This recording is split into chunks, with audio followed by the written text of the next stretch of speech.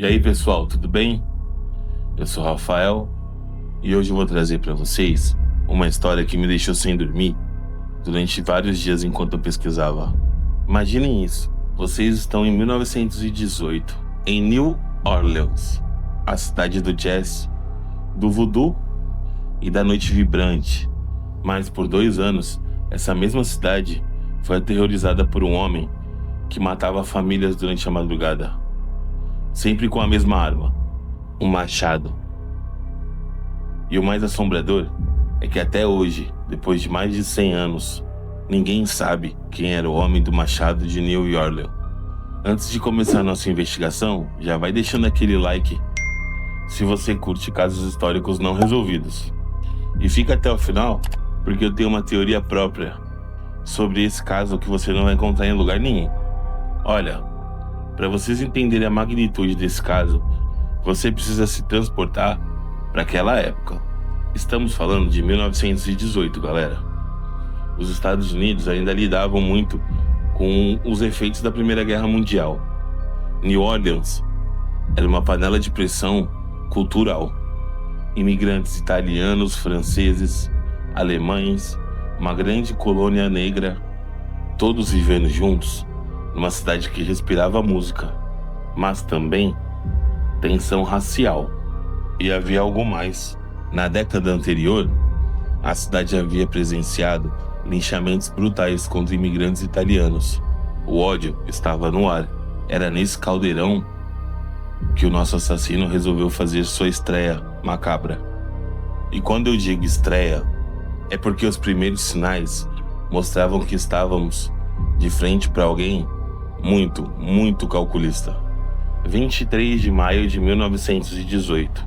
Eu vou pintar essa cena para vocês nos mínimos detalhes, porque é crucial vocês entenderem como esse cara pensava. Joseph Maggio, barbeiro de 40 anos, dormia tranquilamente ao lado da sua esposa Catherine. Casa simples num bairro francês. Já são cerca de 3 da manhã quando o assassino chega. Mas atenção a isso. Ele não quebra a porta da frente, não faz barulho. Ele vai até o fundo da casa e, com muita paciência, muito cuidado, remove completamente o painel da porta, tirando parafuso por parafuso. Imaginem a frieza.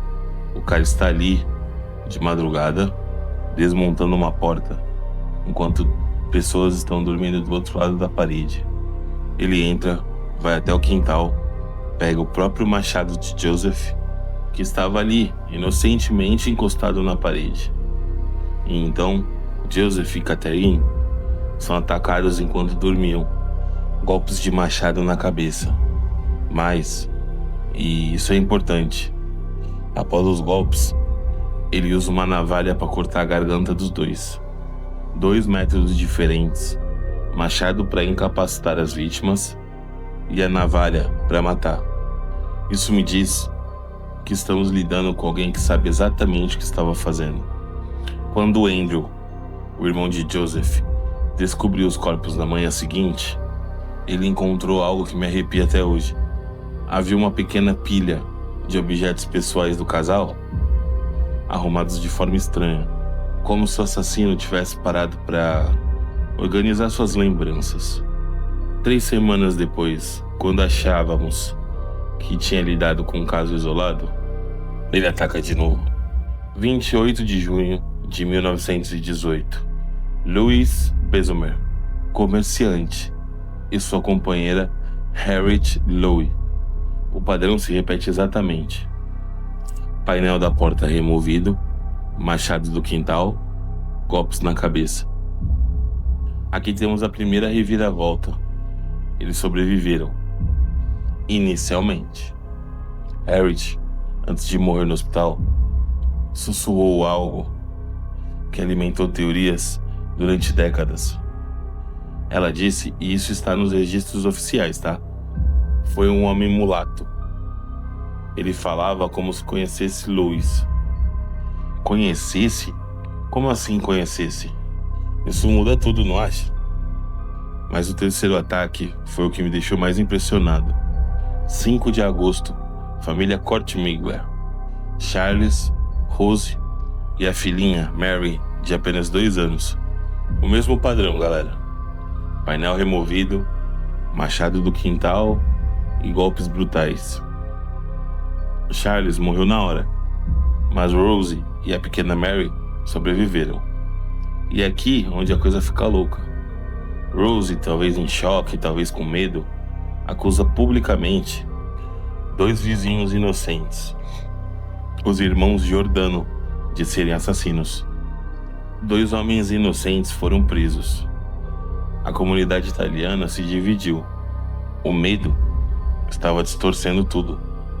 Mas o que me intriga é porque Rose mentiu. Ela viu o verdadeiro assassino e escolheu protegê-lo? Ou havia algo mais sinistro acontecendo? 13 de março de 1919, o jornal recebe uma carta que mudaria para sempre a história desse caso. Uma carta assinada, entre aspas, pelo inferno. Estimados mortais, eles nunca me pegaram e nunca me pegarão. Eu não sou um mortal. Eu sou um espírito e um demônio caído do mais ardente inferno. Eu sou o que vocês orleanenses e sua polícia chamam de o Homem do Machado. Quando eu vejo uma pessoa desajeitada, eu uso isso para minha vantagem. E essa pessoa se torna a lâmina afiada para o trabalho. Então vem a parte que gelou toda a espinha de Nova Orleans. Na próxima terça-feira à noite, vou passar pela cidade. Em minha infinita misericórdia, eu vou poupar todos que tocarem jazz em suas casas. Se não estiver tocando jazz, bem, vocês sabem o resto. Gente, imagina o terror. A cidade toda recebendo o ultimato de um assassino em série. 19 de março de 1919. A noite chegou e algo extraordinário aconteceu. A cidade inteira tocou jazz, desde as mansões mais elegantes até os cortiços mais pobres. New Orleans se encheu de música a madrugada inteira. E pela primeira vez em meses, ninguém morreu. Coincidência? Ou estávamos lidando com alguém que tinha esse tipo de controle psicológico sobre uma cidade inteira? Vamos parar um pouco com a narrativa e vamos analisar esse caso com o olhar de um criminologista moderno, porque há padrões aqui que chamam muita atenção. Primeiro, a geografia. Todos os ataques aconteceram num raio de poucos quilômetros do centro da cidade. Isso me diz que o assassino conhecia intimamente a região. Segundo, o método de entrada. Sempre a remoção cuidadosamente do painel da porta. Nunca arrombamento violento. Isso requer tempo, cuidado, ferramentas certas. Não é impulso, é planejamento. Terceiro, escolha da arma. Sempre usava a ferramenta da vítima, principalmente machados que estavam no quintal. Isso sugere 2 coisas. Primeiro, conhecimento prévio das casas, ou um aspecto quase que ritualístico do crime. Quarto, o perfil das vítimas. Predominantemente, imigrantes italianos envolvidos no comércio de alimento. E aqui eu tenho 4 teorias principais que circularam na época, mas eu vou dar minha opinião sobre cada uma. Teoria 1 era a máfia disfarçando execuções como crime de louco. Possível, mas improvável.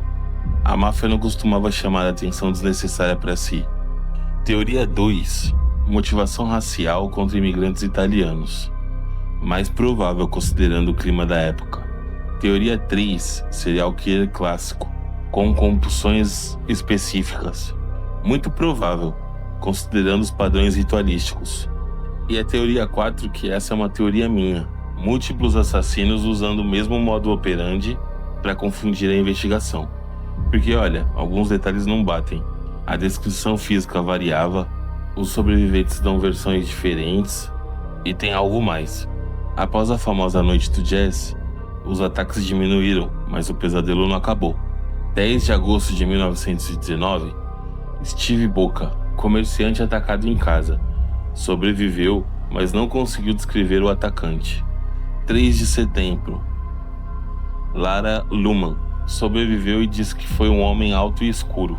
27 de outubro de 1919. Mike Pepitone. Esse foi o último ataque confirmado. Mike morreu da mesma forma que os outros. Sua esposa viu uma sombra fugindo, mas estava muito traumatizada para dar mais detalhes. Então, silêncio absoluto. O homem do machado desapareceu, misteriosamente. Até que em dezembro de 1920, algo interessante aconteceu. Um homem chamado Joseph Mumford foi baleado e morto em Los Angeles. Por quem? Pela viúva de Mike Pepitone. Ela alegou que era o homem do machado, mas havia um problema. Mumford estava na prisão durante alguns ataques. Então, ou ele tinha cúmplice, ou a viúva estava errada, ou a minha teoria de múltiplos assassinos estava certa. Mais de 100 anos depois, esse caso ainda tira o sono de muita gente. 6 mortes confirmadas, 12 feridos, mas o número real pode ser muito maior. E o que mais fascina não são os crimes, mas como eles mostram a sociedade da época. O medo, o preconceito e como uma cidade inteira pode ser manipulada pelo terror.